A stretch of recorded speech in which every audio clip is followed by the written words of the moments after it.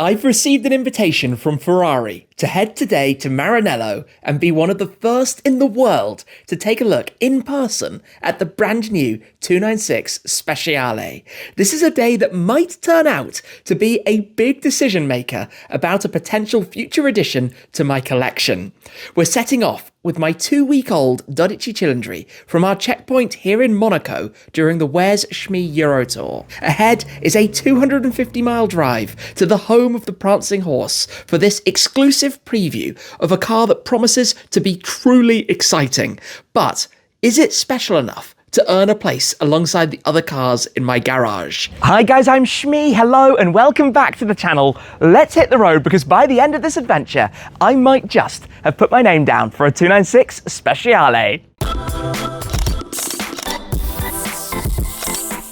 I'm unashamedly a Ferrari fan, and my current collection features a number of their cars, including the 12 Cylindri, the new V12 Super GT. Also the Puro Sangue, a 4-door car that somehow happens to pack a V12. Then the SF90 Stradale, a monstrously fast 1,000 horsepower hybrid supercar. We've got the Roma Spider, an elegant convertible Grand Tourer, and the 296 GTS, the convertible version of the model on which the Speciale is based. Now, very soon, I will also be taking delivery of the SF90 XX Stradale. It's my first special series Ferrari model, and it's one of just 799 cars. It will come as no surprise that I cannot wait for it. When it comes to Ferrari, the buying experience is special, whether that's running through the Spec for a new car at my dealer, HRO in Ferrari London, or being lucky to head to the atelier in Maranello for an even more in-depth process going over all of the available options. Not only do I relish the journey of ordering a new car, but make sure that from delivery onwards, every single one of them is thoroughly enjoyed. We've been on road trips across the continent, to track days and pushing the performance, all while sharing these experiences on the channel to bring you into the Ferrari family and what it's like to collect and use these fabulous cars. With the nearly 2 years since I took delivery of my 296 GTS having now flown by, and my repeated words about quite how excellent it is as a car, it should come as no surprise that the more track-focused model has truly piqued my interest. There are, however, some questions around it. Will the uplift in price be possible to justify? Would I trade my existing GTS for a Speciale? And is it possible to secure an allocation for the even rarer Speciale A, the more limited convertible version? All of this remains to be seen when we get to the event later on. The journey ahead of us today is about 250 miles, just over 400 kilometers, to take this car back to where it was built. Now, I feel a little bit embarrassed going to Maranello in a 12 Cylindri as dirty as this is. I mean, come in and have a closer look. It's got lots of pollen, dust, road grime, flies. I think some animal has tried to climb over my windscreen last night. But it's for driving, and dirty cars are kind of cool when they're like this. Must be one of the highest mileage customer examples in the world. But let's hop in and get on the road. It is a beautiful day. The Oro Chiaro is looking amazing. The church bells are ringing over in the valley. We should add some more noise. Let's get this started and get ready for today's journey. 6.5 litre V12 up front. The car with quite a few miles on it and quite warm in here, as you can imagine. So currently, just to show you, we have on the dashboard 1,931 miles, another 500 or so ahead of us today. Right, in the noisy mode, let's press the button.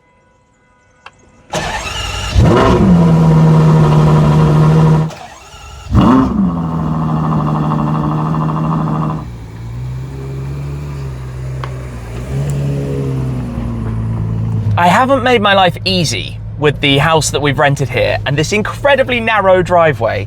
We actually have the lift system for this car on the central screen right here, so I can just press that button, lift up the front end, but safe to say it's kind of narrow for a car as big as this. Literally on the bushes on both sides. And then we have a challenging corner like this, and you just got to hope nobody's coming the other way, because if they are, that would be a problem. Can we make it? Yeah, we are around, being immensely careful of the walls on either side. Look at this. That would do a whole lot of damage, although PPF from Topaz would hopefully save the day. Check that out. Up on the hill, there's a fort with the French flag flying. up there. What a beautiful day, blue skies. And actually, as we come around the corner, have a look to the left right here. That view out over the French Riviera, Monaco down there, all of the yachts out in the sea. Absolutely beautiful day to be heading for a long drive. The hills are now alive with the sound of Ferrari V12. The things you come across on the motorways. The Italians in a bit of old America. Ready for some tunnel action?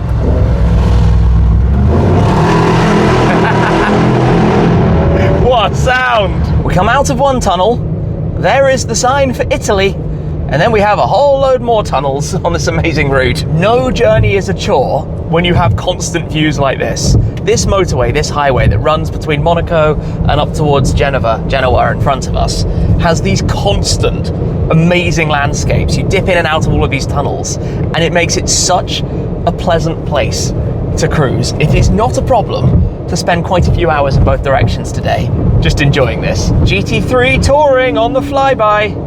That sounded nice. There hasn't been all that much to report. We're basically just cruising down the Italian autostradas, although a car like this needs super unleaded, and over the last 2 hours, we have pulled into 8 different petrol stations, and none of them have had super. I'm hoping we're gonna be able to eke this out until we get to Maranello, and of course when we get there, it's then gonna be full focus on this new car, and having spent the last couple of hours thinking a little bit more about it, I can't wait to see this in the flesh, in the metal, in the carbon fiber, technically, I should say. The good news is that we have 100 octane fuel, 100 RON fuel, that's now going to fill us up. The bad news is that an F40 just drove by and we missed it on the video. So you're going to have to believe me, but there was an F40 and it looked amazing. I know over the years I filmed this a lot, but when you come over this bridge and in front of you is the Cavallino Rampante in the middle of the roundabout and the entire factory is off to the right-hand side, it's always pretty special, although it's quite unusual being here when everything's closed. The car parks are deserted. I've never seen that area over there so empty. Obviously, that's where this car will have rolled out for its testing mileage when it was built, and it's now back again. It is crazy to look at the progress with the new factories being built here. Obviously, for the new models, the upcoming electric car, things like the Speciale, although I imagine that will go down the existing line, but this is enormous. Coming towards us, Puro Sangue. Of course, we have been here with my Puro Sangue. In fact, just on the left there, where you see the Ferrari logo, that is the old original gate, the original entrance. And as we go past, take a look inside because you will see the flags up beside the front, which are of course for the victories in Formula 1 and the World Endurance Championship. And that is where we're going to be coming shortly, the new entrance to Fiorano. Of course it has stop-start. That's where we're going to be going in an hour or two. Round here is the Museo Ferrari, where inside we've been to take a look before, and it includes my dream car. Yellow F50 on display inside there. One day maybe. We've come over to the other side then of the building from outside, and I can see the car just here. This is Esperienza Ferrari. There are actually 296 GTBs out on track at the moment with customers doing the program, but we've got 296 GTS in blue Corsa. Next to it, we then have the GTB with the Assetto Fiorano package, which is interesting to touch on in a moment. But next is, of course, what we have come to Maranello today to see. This is the 296 Speciale, presented in Verde Nürburgring with the painted livery, 25 for the year. My first impressions, come and take a look at it. It actually borrows lots of things from the cars alongside. You've got the 296 Challenge and the 296 GT3. We're going to talk about a bit of the technology with this. But the first thing you notice is how much more it's beefed up. It's clearly more designed for the track than the 296 regular model that came before. For example, at the front, the extended splitter, the air damper, and the way this works with airflow coming through underneath the car. You've got the louvres. This car is spec'd with the optional carbon fiber wheels, but it's around towards the back that I think is really the biggest change with this.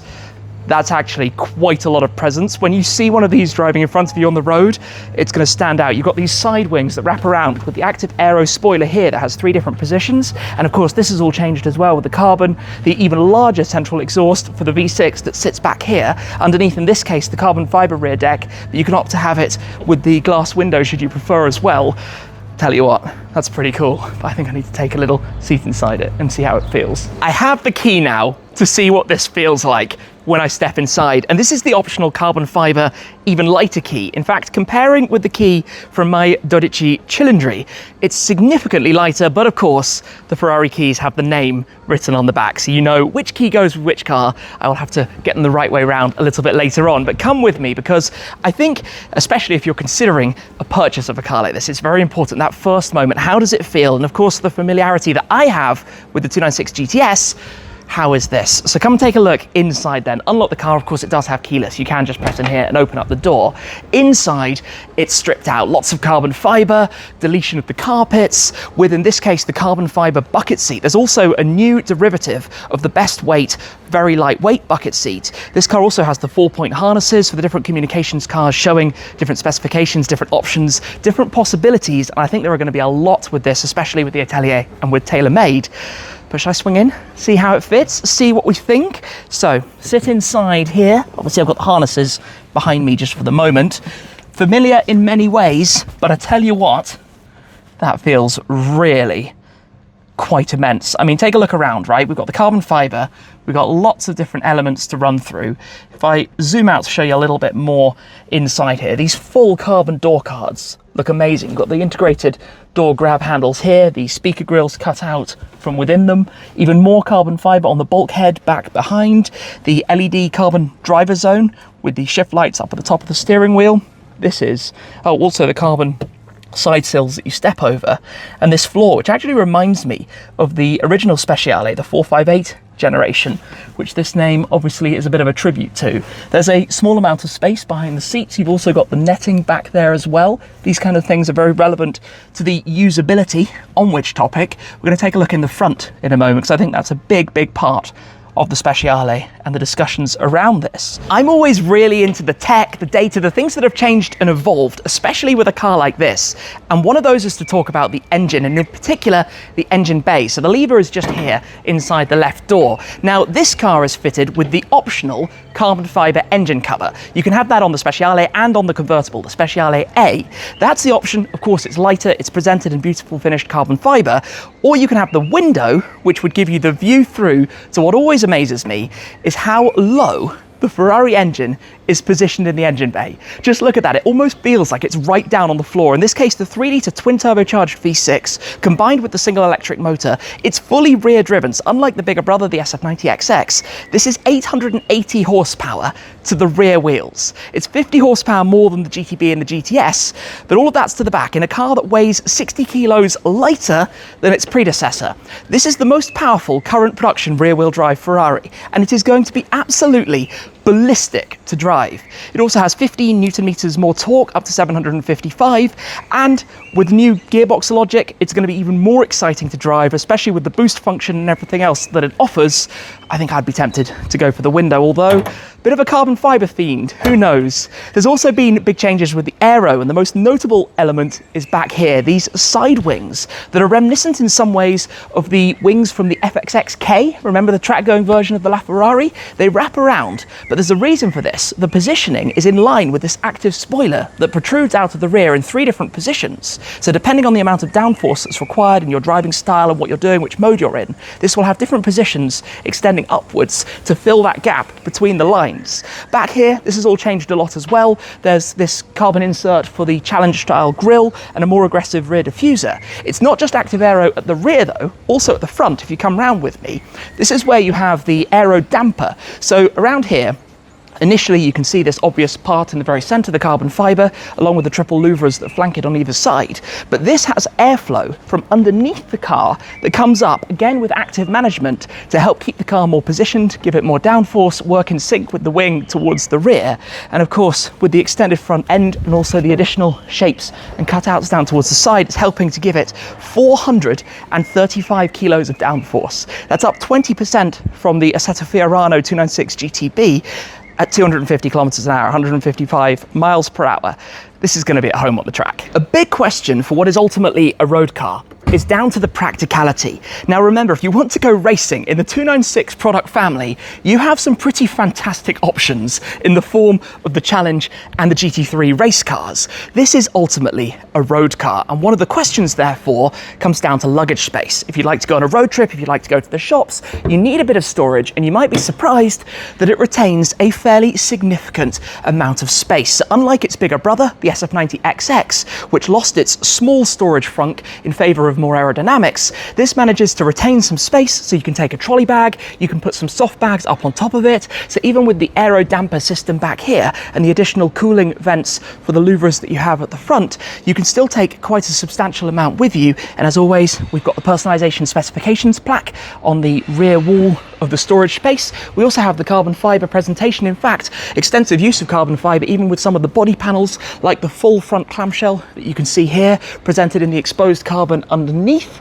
Another topic of discussion in terms of the usability is that for the more track focused version, you can still opt to add the lift system. So previously, if you went for the Assetto Fiorano package, which gave you the Multimatic dampers, so the more track focused suspension, you couldn't have the lift that you could opt for on the standard car. With this, it's effectively with that as standard if you like, and then with the option to add the lift system to make it usable to protect this carbon fibre lip that you have wrapping around the front end. Let's talk price for a moment. That wasn't announced initially. So in Italy, the price of the Speciale starts from 407,000 euros. The Speciale Aperta starts at 462,000 euros. So to compare that a little bit, the 296 GTB was 292,000. So this is about a 40% uplift for the car. Now, there's a higher base specification with that, and of course, there's a lot more technology.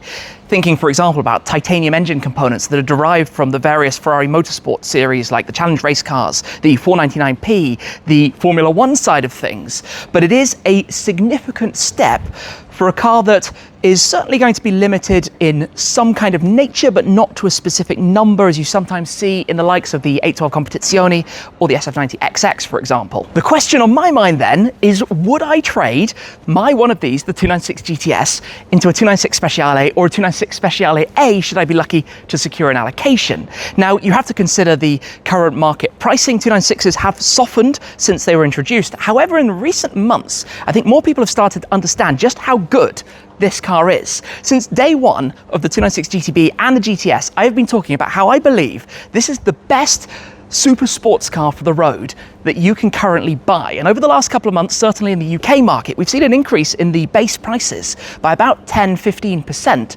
It's still, however, a significant step up. In fact, a highly optioned Speciale A will probably run to almost double what a used 296 GTS sits at in the market today. What we're looking at here is the Speciale, but it's launched simultaneously with the Speciale A. Now, I personally really like that name coming back because I think one of the best modern Ferraris is the 458 Speciale that's now over a decade old. This is in many ways going to be the successor. If the 296 can be developed from where it already sat, it's going to be pretty phenomenal. In terms of the two different models though, and where they sit, of course the Speciale, the coupe, has the fixed roof, although it always has this aero piece back here, this floating bridge that runs over the rear deck, kind of reminiscent of some of the older Ferraris. The convertible, the A for Aperta in Italian, which means open, continues with that, but obviously has the retractable hardtop, like the regular 296 GTS, that can be tucked away to have even more of that experience and even more of that sound. And I think that's a big part of this car ultimately. Like I say, it is a road car first and foremost. There are the racing siblings. And in that context, the Aperta has to be the one to go for. It has to be the one that if you're lucky to secure an allocation for, to choose. And the suggestion at the moment is that it will be more limited in numbers. I'm hearing not all that many are going to be produced, but combining the open air experience with the thrill and driving emotion that I think has been put into this before I'm lucky to get behind the wheel, combining all of that together and the new hot tube system that's been almost doubled up to bring even more of that natural sound into the cabin as opposed to using speakers, which is what you see in so many supercars these days, it has to be a pretty winning formula in the Speciale Aperta.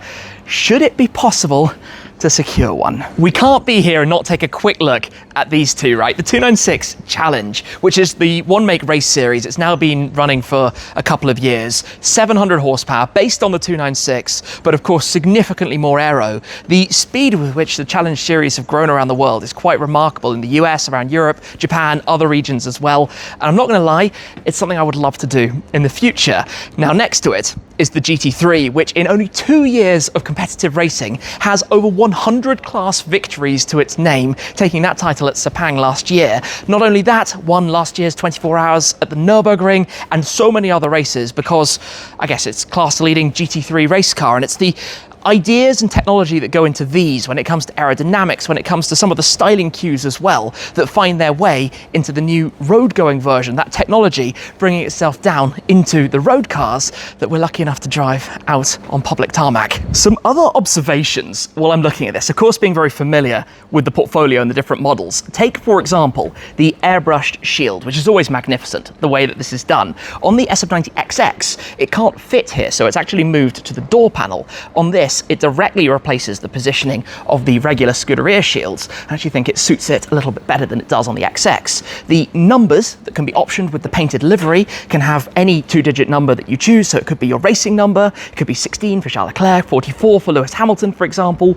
and then there are so many different paint options, over 1,000 different paint colours in the Ferrari portfolio. This being a new colour, Verde Nürburgring, quite a brave choice really, to launch it in a pretty bright green, obviously a colour that links to that area in the Eiffel Mountains, and I think it suits this shape very well. The matching numbers worn around the side, the 25 as I said, because of the year of introduction, and the stripe continuing here over the roof and over that panel just beneath or in front of the rear wing at the back as well. Again, you can opt for the contrast gloss black roof as you see here, or you could have that in body colour should you prefer. There are lots of different options and things that can be configured for the Speciale. On the topic of options, let's build with the configurator my dream Shmeemobile 296 Speciale, which maybe one day we'd see here with the other Ferraris in the collection. But I'm going to do something a little bit different. So tell me what you think about this in a moment. On the website, you have all the cars, the coupe, of course also the Speciale A, the SF90XX coming soon, and all of the regular models. But let's go straight to the 296 Speciale. There are a ton of bits of information, the glossy videos, all of the tech specs, the aero, exterior, interior, but I want to go to the configurator. Now for the full experience, it will be a case of going to the dealer, to the atelier to run through everything, but this gives us a bit of a taster, a teaser of the things that you can choose. Now there are some pre-configured specifications which start with the traditional Rosso Corsa.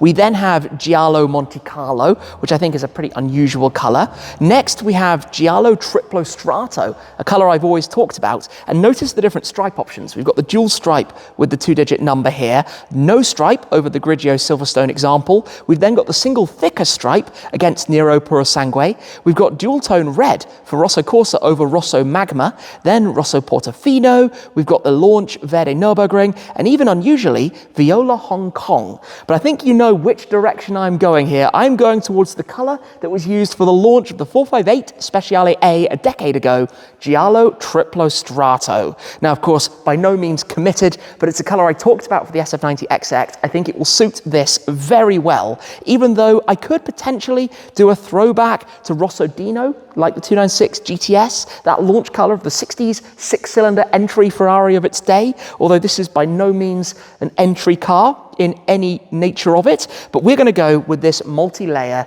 very deep, very rich, pearlescent, metallic yellow paintwork, Giallo Triplo Strato, which literally means triple layer yellow. The next option are the painted details, and in particular, if you go for the bicolor roof. Now for my SF90 and the inbound SF90XX, I have the roof in Nero DS, but for the 296 GTS, we went full body color, and I would do the same again because I think it suits the shapes and curves of this car to have it in full one-painted color for the exterior. We then have the wheels. There's a carbon fiber wheel option like the other models in the family, and I've tended to shy away from carbon wheels, so I would like either the full silver 5-spoke entry wheel, which interestingly you can also get like its bigger brother in a dual tone finish with the spokes in black and the rim in silver like on the F80, which is interesting because it's the opposite way round to what you'd normally find. Or very unusually for Ferrari, there is a factory option to have these wheels painted in, get this, matte white. That would match very well if you have a white painted livery for the stripes on the car. So we're going to go with that for the moment. You've then got the carbon caps, or you can have them in black as well should you prefer. But the next option is to touch on the calipers, because the red is a bit of a contrast. Now the Speciale A, launched in this colour, had blue calipers and a blue interior. So that is going to be the theme, and wait to see how this actually turns out, because the blue calipers against the white wheels is certainly quite unusual. For the exterior, we've then got the carbon fibre details. There's a ton of carbon here. I tend to turn off the trunk covers, the bits that go underneath the front clam, because, well, it's very expensive and you don't really see them all that often. And I'm also going to turn off the rear boot trim because I want the window. I want to be able to see through towards the engine, but I will leave on things like the front spoiler, the side skirts, the rear diffuser, and most of the other carbon fibre optional parts, the side vents, even the underwing parts for the rear flicks that come over. We've then got the Ferrari logo, and I said that the airbrushed logo looks amazing on this, but I would still prefer on a mid-engine Ferrari to have the enamel badges. I think they suit it a little bit more, leaving the Special Series front-engine cars to wear the full airbrushed and very expensive painted option.